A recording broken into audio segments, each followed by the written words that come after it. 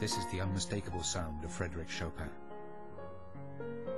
A shy and private man, his music speaks of raw emotion, and his sublime compositions for the piano inspire profound passion in both players and listeners.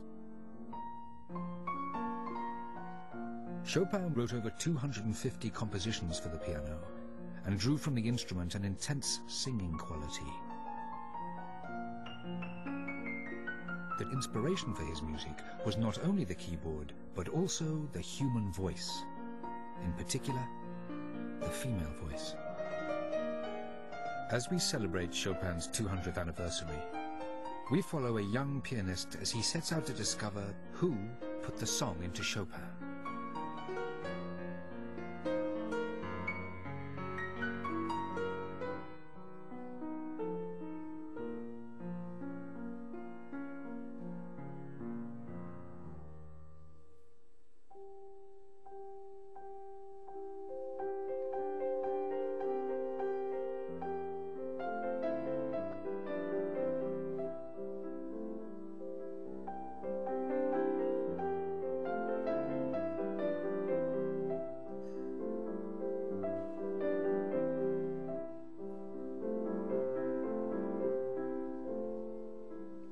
Do I identify with Chopin as a man?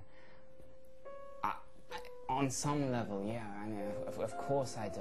It seems like the most arrogant thing in the world to say that I identify with Chopin as a man, but if I look at the emotions within him, then hell yeah. I mean, the kind of malaise that he had, the awkwardness.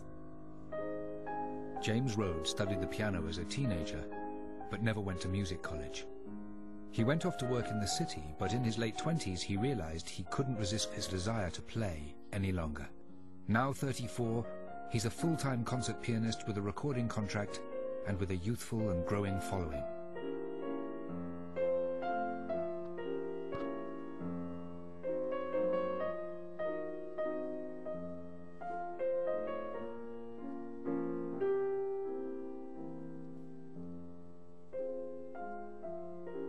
I'm obsessed with music. I live for the piano.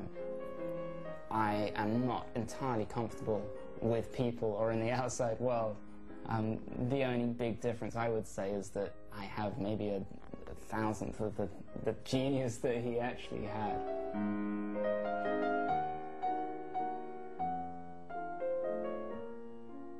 Chopin's genius was to create a whole new language for the piano. A language that was heavily influenced by his passion for singing, opera singing.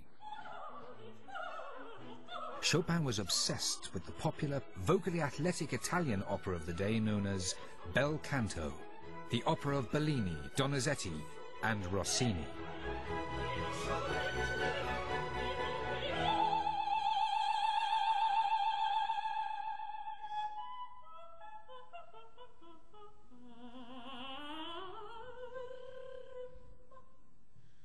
Now, bel canto, literally beautiful singing. The bel canto ethos, as you might say,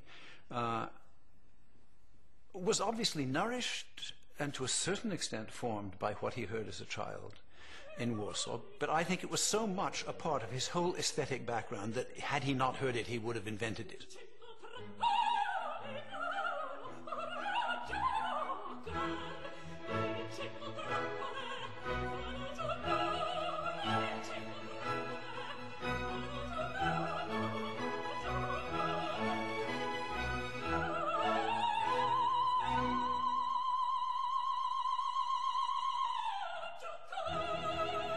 Chopin, the voice was the ultimate musical instrument. It was the ultimate art form, and he was, I think, fascinated by any woman who could really sing.